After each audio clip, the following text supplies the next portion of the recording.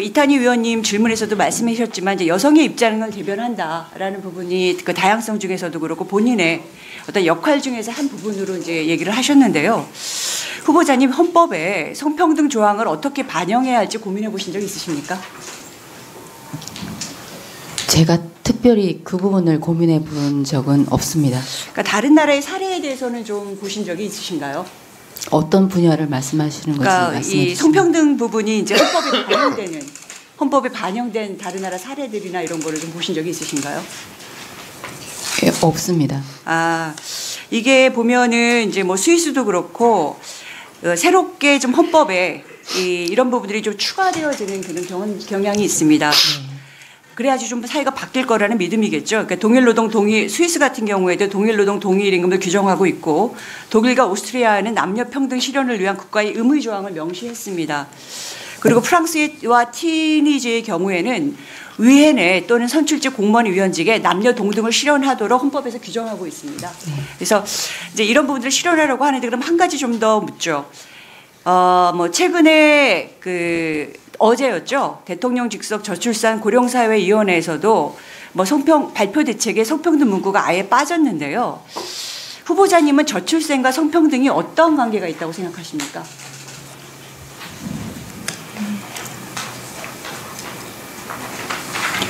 이 저출생 문제가 해결되는데 네. 성평등 실현이 의미가 있다고 생각하시나요? 의미가 없다고 생각하시나요?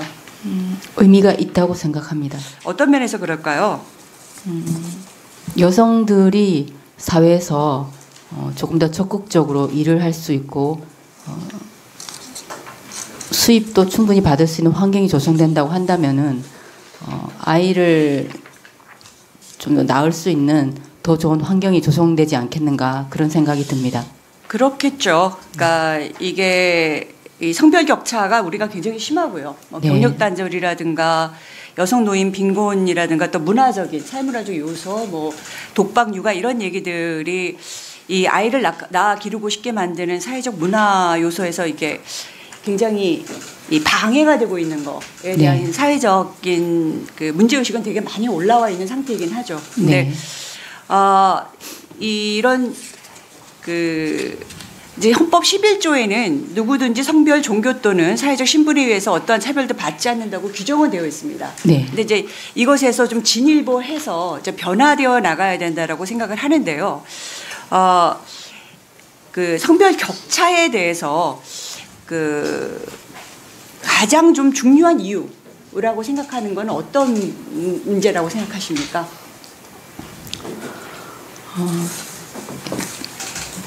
아마 이제 그 사회 문화적인 영역이 가장 크지 않을까 싶은데요. 네. 저희가 예전에 그 남성 중심의 문화로 계속 역사가 진행되어 왔기 때문에 이제 현재의 사회 활동을 하는 사람들이 뭐 40, 50대를 예를 들자면은 이제 과거에 남성 위주의 어떤 교육이라든지 뭐 지원 이런 체제에 살아온 분들이라서 그분들이 아무래도 상대적으로 어떤 교육의 기회도 적고 그다음에 그로 인한 직업에서 급여 수준도 적고 그런 문제가 있어서 그런 격차가 있지 않겠나 그런 생각을 우선 합니다.